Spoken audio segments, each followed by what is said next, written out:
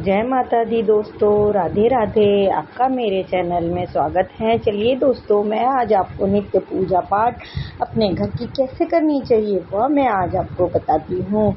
आपके पास जैसी भी मूर्तियाँ हैं, धातु की या चांदी की या फिर फोटो है, हम उसी से उसकी पूजा कर सकते हैं। हम सवेरे स्नान करके सब में पहले स्वच्छ कपड़े पहनना चाहिए और फिर सर्वप्रथम हमें सूर्य नारायण भगवान को जल अर्पित करना चाहिए, उनकी पूजा करनी चाहिए। फिर उसके बाद हमें तुलसी मैया की धूप दीप से और जल चढ़ा के पूजा और आरती करनी चाहिए। फिर अपने मंदिर की पूजा करनी चाहिए। सब में पहले भगवान को प्रणाम करके और घंटी बजाकर उठाना चाहिए कि हे प्रभु जागिए, सुबह हो गई है, भोर भई प्रभु। इस तरह से हमें भगवान को जगाने के बाद में हमें मंदिर के सारे पुष्प जो रात के चढ़े हुए होंगे, अक्षत वगैरह, वह हमें पूरे साफ कर लेना चाहिए और सभी फोटो को पोंछ लेना चाहिए। तो ये हमारे पास में एक स्वच्छ और साफ कपड़ा है, हम इससे अपनी फ़ोटो को साफ तरीके से पोंछ लेंगे।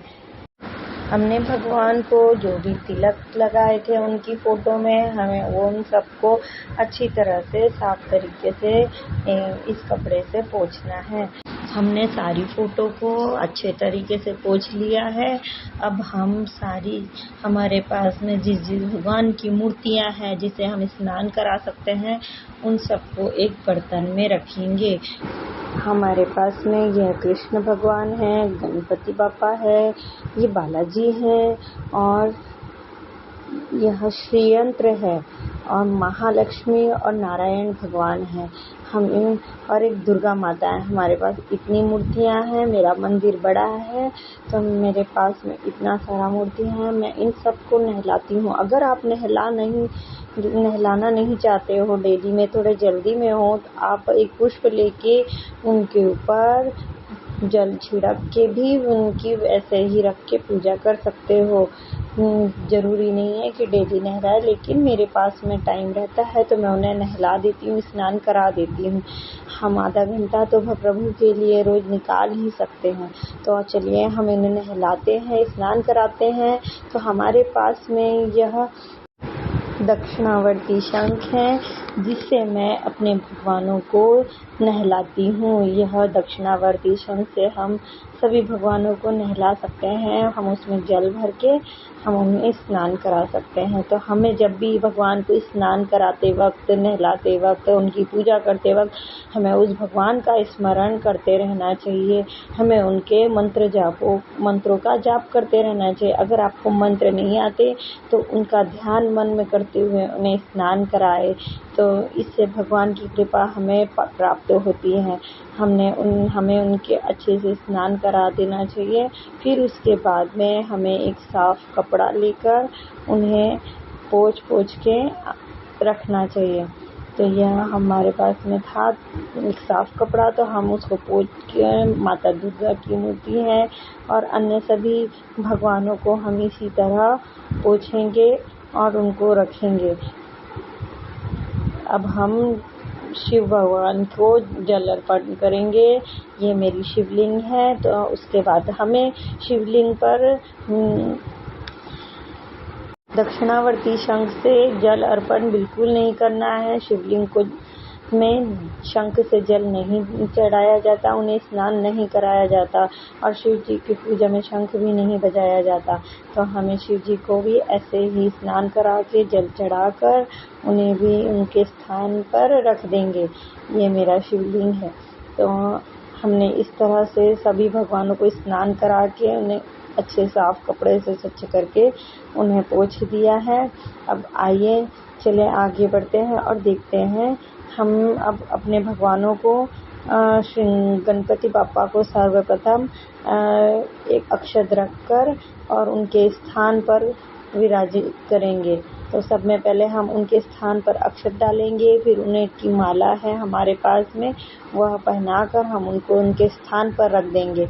फिर हम अपने लड्डू गोपाल को, हमारे कान्हा को हम उनका श्रृंगार करेंगे। तो हमारे कान्हा को हम उनके वस्त्र पहनाकर उनका श्रृंगार करेंगे। तो इसी तरह हम सभी भगवानों को वस्त्र पहनाकर उनका श्रृंगार करके हम उनके स्थान पर रख देंगे। तो यह हमने कान्हा जी का श्रृंगार कर दिया है और उनके स्थान पर हमने थोड़ा सा अक्षत डाला है और उनको स्थान में रख दिया है। अब हम अन्य सभी देवी देवताओं को भी उनके स्थान पर अक्षत डालकर उनको रख देंगे। इसी तरह हमें भगवान को डायरेक्ट ऐसे नहीं रखना चाहिए, हमें थोड़ा ना थोड़ा अक्षत पुष्प डालकर ही रखना चाहिए। तो हम अक्षत डाल के रख देंगे। ये हमारे लक्ष्मी नारायण है, हम उनको भी अक्षत डालकर उनका स्थान में रख देंगे। तो दोस्तों, हमें बस सच्चे हृदय से अपने प्रभु का स्मरण करते रहना चाहिए। इससे हमारे भगवान की असीम कृपा हम पे अवश्य प्राप्त और वो हमें सभी संकटों से बचाते हैं। हमें दुख मुसीबत से वही हमें पार लगाते हैं। इस जीवन में हम भगवान के सिवा और कोई नहीं है। हमें हमेशा उनका स्मरण करते रहना चाहिए। अब हम शंख में थोड़ा सा जल डाल देंगे, क्योंकि शंख को कभी खाली नहीं रखा जाता। शंख में थोड़ा सा जल और अक्षत डाल के ही रखना चाहिए। अब हम दीपक प्रज्वलित करेंगे। तो हमें दीपक लगाने के लिए थोड़ा से उसे आसन देने के लिए, दीपक के नीचे आसन देने के लिए चावल अक्षत डालना चाहिए और उसके नीचे पुष्प। कभी भी दीपक को ऐसे ही नहीं रखा जाता। दीपक को आसन लगाने के लिए थोड़े अक्षत और पुष्पों का आसन दिया जाता है, तभी हम दीपक रख सकते हैं। मैं अपने मंदिर में 5 दीपक लगाती हूँ, तो आप 2 भी लगा सकते हैं, एक तेल का और एक घी का। मैं अपने मंदिर में 5 दीपक लगाती हूँ, एक घी का और 4 तेल के दिए के। तो आपकी जैसी शक्ति हो आप लगा सकते हो। मैं अपनी श्रद्धा अनुसार ये सब करती हूँ। तो हमने ये सारे दीपक रख दिए हैं उनके आसन पर। अब हम दीप प्रज्वलित करेंगे। तो हमें दीप प्रज्वलित करते समय दीपम ज्योति नमस्तुते मंत्र बोलकर हमें दीप प्रज्वलित करना है और हमने यह सारे दीप प्रज्वलित कर लिए हैं। अब इसके बाद में हमें भगवान जी को तिलक करना है। सभी भगवानों को तिलक करेंगे। तो हम हमारे जितने भी भगवान हैं उन्हें, हमारे जो देवता हैं उन्हें हम चंदन का तिलक करते हैं और हम अपनी पूरी देवी माताओं को हल्दी कुमकुम का तिलक करते हैं। तो हमने यह गणपति बापा को, गणेश भगवान को, सबको चंदन और कुमकुम लगा दिया है, सिंदूर लगा दिया है। अब हम अपने भोले बाबा को त्रिपुंड लगाएंगे। इस तरीके से अपनी 3 उंगलियों से हम अपने भोले बाबा को त्रिपुंड लगाएंगे। भोले बाबा को कभी भी हल्दी कुमकुम नहीं चढ़ता है, इस बात का हमें हमेशा ध्यान रखना चाहिए। भोले बाबा को पीला और लाल चंदन ही चढ़ता है, इस बात का हमेशा ध्यान रखना चाहिए। तो इस तरह से हम भोले बाबा को तिलक करने के बाद में अब हम अपने घर के सभी देवताओं को चंदन और कुमकुम से, रोली से उनकी पूजा करेंगे, अष्टगंध से। आपके पास में जो भी आपके घर में फोटो हो, मूर्तियाँ हो, तो आप उन्हें भी इसी तरह तिलक करके उनकी पूजा जरूर किया करें। तो अब हम अपनी महालक्ष्मी माता को तिलक करेंगे हल्दी कुमकुम का, और हमारे घर में जितने भी देवी देवता हैं हमने उन सभी को हल्दी कुमकुम चंदन का तिलक हमें सभी भगवानों को करना है। हमने इस तरह से सभी भगवानों की पूजा पूरे श्रद्धा भाव से करनी है और हमें उनका मंत्र जाप हमेशा करते रहना चाहिए, तभी हमें भगवान की असीम कृपा प्राप्त होती है। हमारे पास में ये डिब्बे में हमने हल्दी कुमकुम चंदन अक्षत अष्टगंध और सभी रखा हुआ है एक ही साथ, तो हम इसी से सबकी पूजा कर देते हैं। अब हम सबको पुष्प चढ़ाएंगे।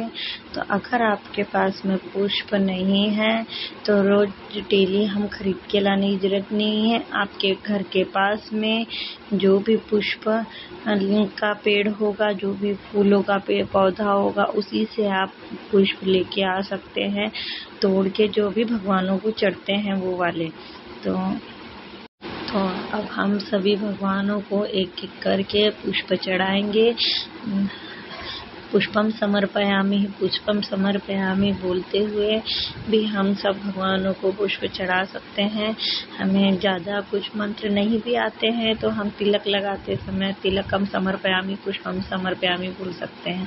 अब हमने सभी भगवानों को पुष्प अर्पण कर दिया है, हम सभी को अक्षत अर्पण करेंगे। इस तरह से अक्षतम समर्पयामि बोलते हुए हमें सबको अक्षत चढ़ाना है। यह बेलपत्ती है, हम भोले बाबा को बेलपत्ती चढ़ा देंगे। नमः शिवाय बोलते हुए ये हमारे पास इत्र है, तो हम एक कपास में हमने यह इत्र लगा लिया है और हम यह इत्र सभी भगवानों को थोड़ा थोड़ा अर्पण कर देंगे। इस तरह से कपास में जो इत्र है वह उसमें लगा के थोड़ा थोड़ा सभी एक दो के कपास को हम निकाल के सभी भगवानों को इत्रम समर्पयामि बोलते हुए यह अर्पण कर देंगे। इस तरह से हमारे भगवानों को सुगंध भी अर्पण हो गई है। पुष्पम सुगंधिम समर्पयामि ऐसे बोलते हुए हमें भगवान को अर्पण करना है। इस तरह हमने सारे देवी देवताओं को अर्पण कर दिया। अब हम धूप लगाएंगे, तो हम धूपम समर्पयामि बोलते हुए सभी को धूप लगाएंगे और भगवान से और अपनी गलती के लिए क्षमा याचना करेंगे प्रभु से। अब हम भगवान को शमी पत्र अर्पण करेंगे। यह शमी पत्र है, तो हमारे घर में इसका पेड़ है, तो हम उसको तोड़ के ला के हम उसको एक गणपति बापा को और भोले बाबा को हम शमी पत्र अर्पण करेंगे। यह तुलसी पत्र है, तो जिसे हम सब में पहले कान्हा जी को तुलसी पत्र अर्पण करेंगे। उसके बाद में हम राम भगवान को तुलसी पत्र अर्पण करेंगे, राम परिवार को। फिर हम बालाजी भगवान को तुलसी पत्र अर्पण करेंगे और हम विष्णु भगवान जी को तुलसी पत्र अर्पण करेंगे। जब हम भगवान के पास इस तरह तुलसी पत्र अर्पण कर देते हैं तो हमें भोग में तुलसी पत्र चढ़ाने की जरूरत नहीं है। अब हम आरती की तैयारी करेंगे और भोग लगाएंगे। तो चलिए हम अब दीप प्रज्वलित करते हैं आरती का और हम आरती करेंगे। तो आरती करते समय हमें कोई भी हम आरती गा सकते हैं। सर्वप्रथम पहले गणेश भगवान की, और फिर जो भी दिन हो, जैसे मंगलवार का है तो हनुमान जी की, बुधवार का है तो गणेश भगवान की, शुक्रवार का है तो लक्ष्मी जी की। हम वैसे कोई भी आरती हम गा सकते हैं। कोई भी एक आरती गणपति बापा के साथ में हम गणेश भगवान की आरती करने के बाद कोई भी एक दूसरी आरती हम गा सकते हैं, अगर हमारे पास टाइम हो तो। अगर हमारे पास टाइम ना हो तो हम कपूर जला के कर्पूर गौरम की आरती भी सिर्फ कर्पूर गौरम बोल के गा सकते हैं। पहले भगवानों के मंत्र जाप कर लो, फिर उसके बाद में कर्पूर गौरम आरती गा लो। कर्पूर गौरम करुणावतारम संसार सारम बुद्धेन्द्रहारम सदा वसंतम हृदयारविंदे भवम भवानी सहितम नमामि। मंदारमाला कृपालकाय कृपालमाला श्री शंकराय दिगंबराय नमः शिवाय। इस तरह बोलते हुए हमें सभी देवी देवताओं की आरती कर लेना चाहिए। 3 बार आचमनीय जल देकर आरती सभी भगवानों को दिखा देनी चाहिए और भोग को भी आचमनीय जल देकर भगवान को भोग अर्पण करने के लिए प्रार्थना करनी चाहिए। आपको मेरी ये पूजा कैसी लगी प्लीज़ मुझे कमेंट करके ज़रूर बताइएगा और मेरे चैनल को सब्सक्राइब कीजिएगा। मैं आपके लिए इसी तरह अच्छी वीडियोस लाती रहूँगी। अगर आपके मन में कोई भी सवाल है तो आप मुझे कमेंट करके पूछ सकते हैं। जय माता दी दोस्तों, राधे राधे।